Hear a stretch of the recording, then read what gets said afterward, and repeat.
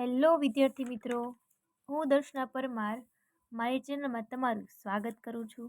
તમે જોઈ રહ્યા છો રાહદર્શ એજ્યુકેશન, જેમાં તમને વિષય ગણિત અને વિષય વિજ્ઞાન વિકાસ અસાઇનમેન્ટ સોલ્યુશન વાર્ષિક પરીક્ષા માટે જોવા મળશે. ઓકે, આજે આપણે શું ભણવાના છીએ તો કે પ્રકરણ 12.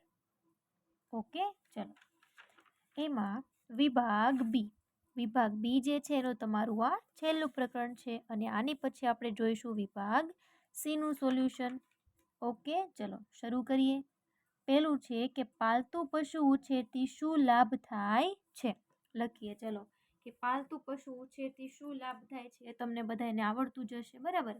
ઘણાના ઘરે પશુ હોય છે, બરાબર. તો એ જે છે તમારા ઘરે છે તો તમને કેવા કેવા લાભો થાય છે એ તમને ઘણાને ખ્યાલ હશે, જેથી આ પ્રશ્ન જે છે એ તમારી રીતે પણ તમે લખી શકો છો. તો લખીએ ચલો.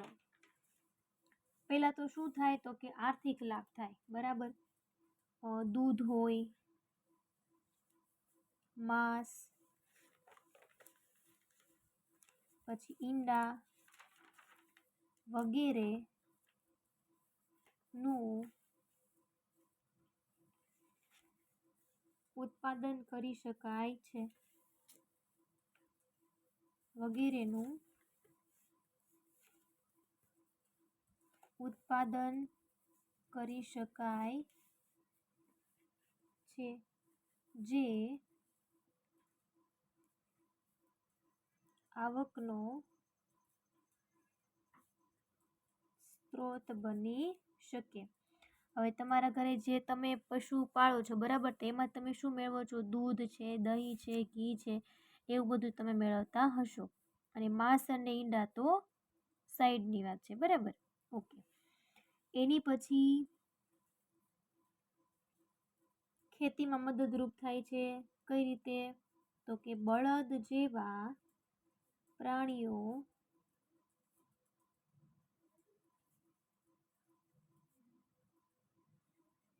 ખેતી કામમાં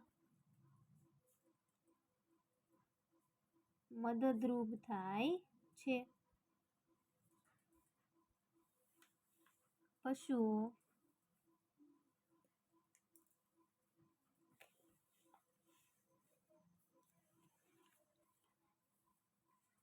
પ્રોટીન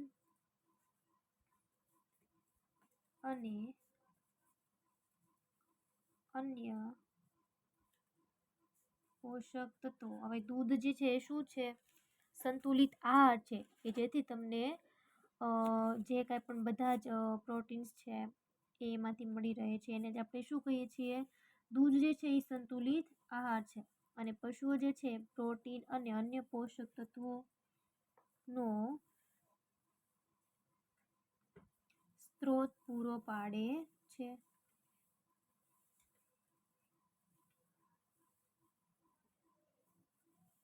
પછી પશુઓનું છાણ ખાતર તરીકે ઉપયોગ લઈ શકાય.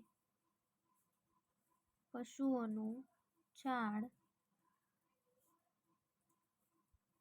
ખાતર તરીકે ઉપયોગ લઈ શકાય, બરાબર. એની પછી આ પ્રોટીન અને અન્ય પોષક તત્વો કઈ રીતે તો કે પશુઓ છે એમાંથી આપણને શું મળે છે? દૂધ મળે છે, ઘી મળે છે, દહીં મળે છે, છાશ મળે છે, બરાબર. એના કારણે આપણે જે છે એમાં ઘણા બધા પોષક તત્વો આપણને એમાંથી મળે છે અને એ જે છે આપણને પૂરા પાડે છે. પછી બીજું આપણે એક સરસ મજાનું છેલ્લું કે પશુપાલન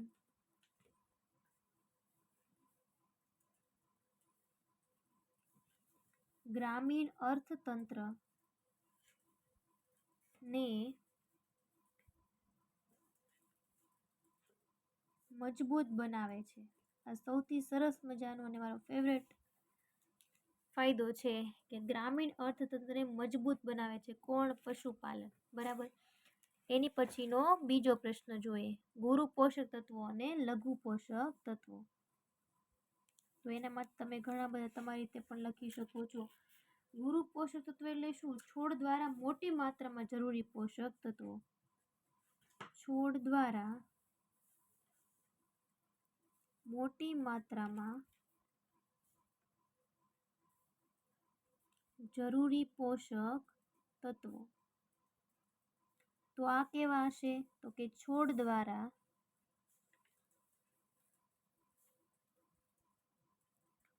ઓછી માત્રામાં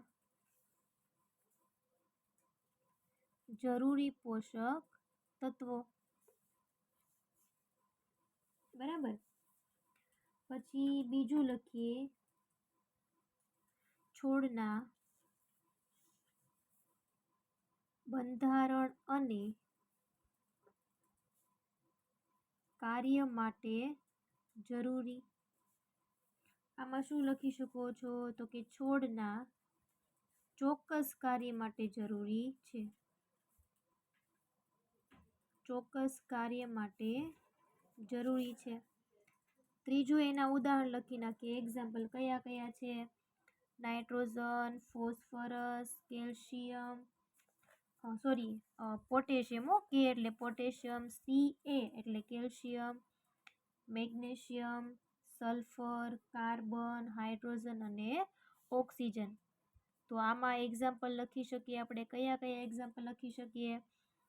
Fe એટલે ferrous, zinc, manganese, boron, Cu એટલે કોપર, મોલિબ્ડેનમ અને ક્લોરીન વગેરે છે. તમે લખી શકો છો. એની પછીનો પ્રશ્ન છે મિશ્ર પાક ઉછેર. ઓકે, ચલો મિશ્ર પાકની પહેલા આપણે વ્યાખ્યા લખીએ. એની પહેલા આપણે વ્યાખ્યા દર્શાવીએ કે મિશ્ર પાક કોને કહેવામાં આવે છે.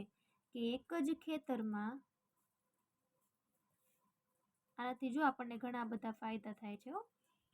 એક જ ખેતરમાં એક સાથે બે અથવા બે કરતા વધારે પાક લેવામાં આવે તેને મિશ્ર પાક ઉછેર કહે છે. એના વિશે હવે થોડું ઘણું લખીએ. ચલો, કે ભારતમાં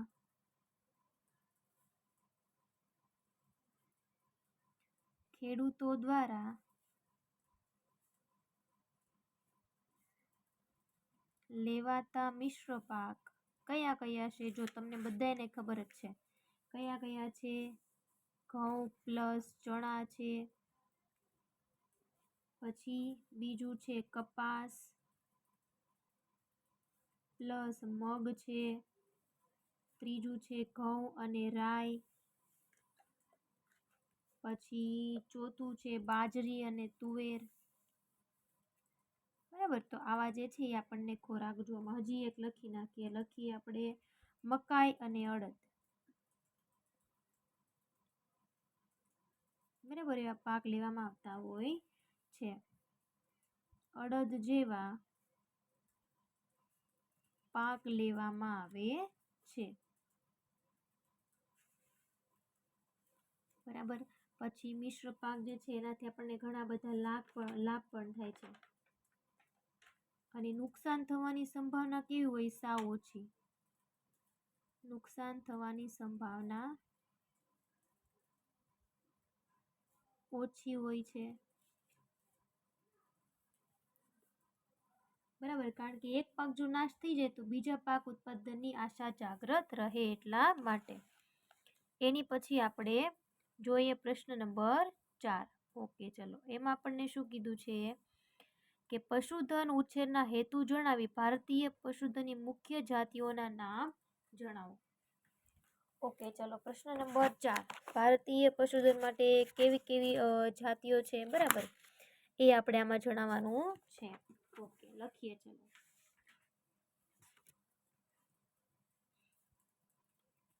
પહેલા તો આપણે એનો હેતુ લખીએ.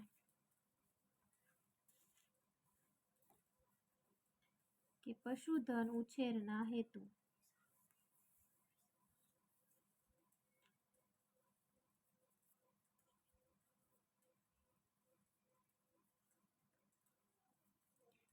પહેલો હેતુ લખો દૂધ ઉત્પાદન,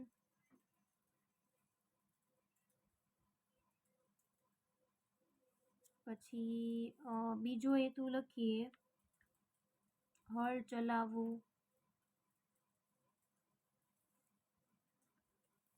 પછી ત્રીજો હેતુ સિંચાઈ,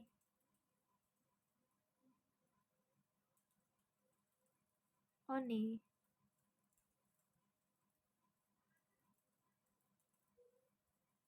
ભાર વહન જેવા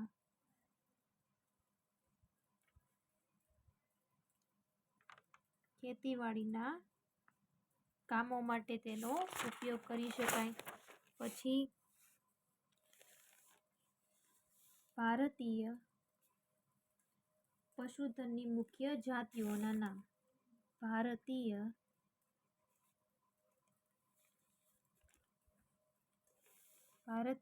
પશુધનની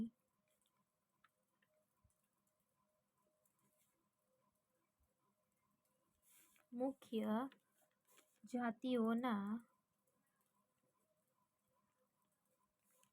નામ.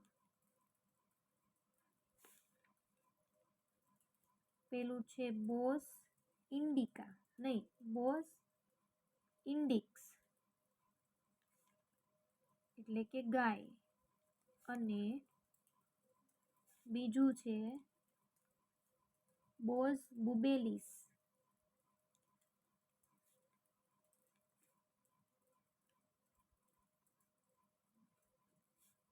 એટલે ભેંસ. આ ખાસ યાદ રાખજો તમે મિત્રો, તમને ખાલી જગ્યા પૂછાય ઓપ્શનમાં પણ પૂછાઈ શકે છે, તેથી તેને તમે યાદ રાખજો. એની પછીનો 5મો પ્રશ્ન છે, જોઈએ ચલો 5મો પ્રશ્ન શું કીધું છે? પાક ઉત્પાદનને નુકસાન કરતા પરિબળો અને તેમાંથી શું નુકસાન થાય છે તે જણાવો. ઓકે ચલો, વિવિધ પરિબળો છે ભાઈ પાક ઉત્પાદન માટે, કેવા કેવા છે એ જોઈએ. ચલો, પાક ઉત્પાદન નુકસાન કરતા પરિબળો નીચે મુજબ છે, એવું આપણે પહેલા લખી નાખીએ. ચલો, સરસ મજાનું. પાક ઉત્પાદનને નુકસાન કરતા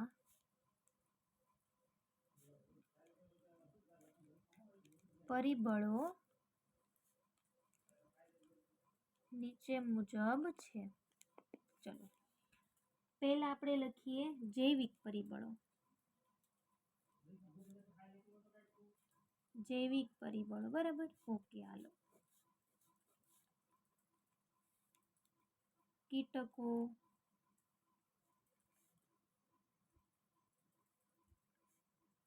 ખોતરીને ખાનારા ઉંદરડા, તમને ખબર જ છે બહુ હેરાન કરે કા પાકમાં. પછી બીજું શું છે? પક્ષીઓ. જો આ પ્રશ્ન તમને આવડતા જ હોય, બરાબર, કહેવાની કઈ જરૂર તો છે નહીં. પછી ઈતરડીઓ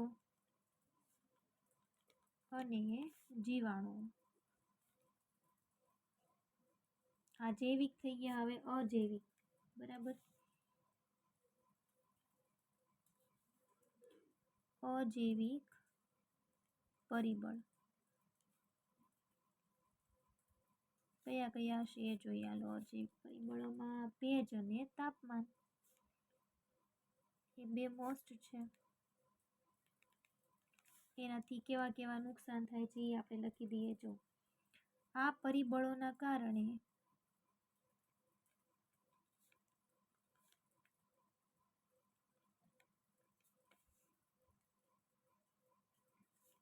પાકની ગુણવત્તામાં પહેલા તો ઘટાડો થાય, ગુણવત્તામાં ઘટાડો થાય,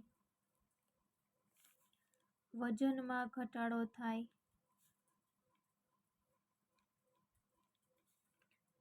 પછી નબળી અંકુરણ ક્ષમતા,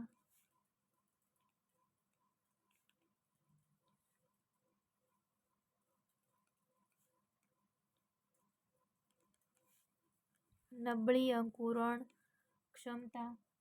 એની પછી શું લખી શકીએ? નીપજનો રંગ દૂર થવો,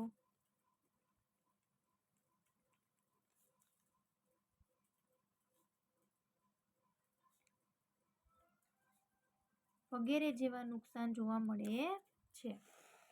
એની પછીનો છેલ્લો પ્રશ્ન છે, હવે આપણો છેલ્લો પ્રશ્ન છે,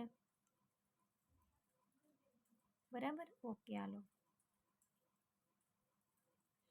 ખેતરોમાં જૈવિક ખાતર અને રાસાયણિક ખાતરોનો ઉપયોગ શા માટે કરાય છે? આ સરસ મજાનો પ્રશ્ન છે અને આશા કરું છું કે તમને બધાને આવડતો પણ હશે. ઓકે,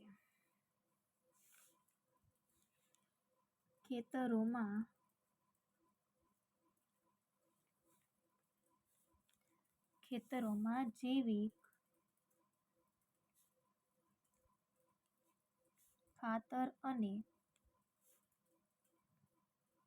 રાસાયણિક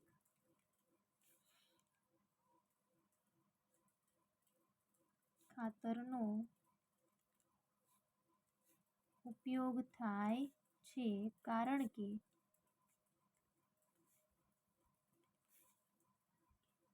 પેલું તો જમીનની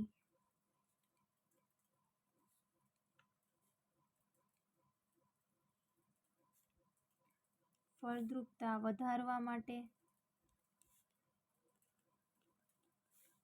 પછી બીજું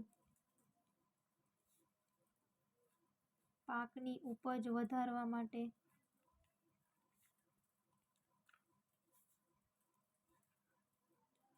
પછી ત્રીજું જમીનની જાળવણી માટે,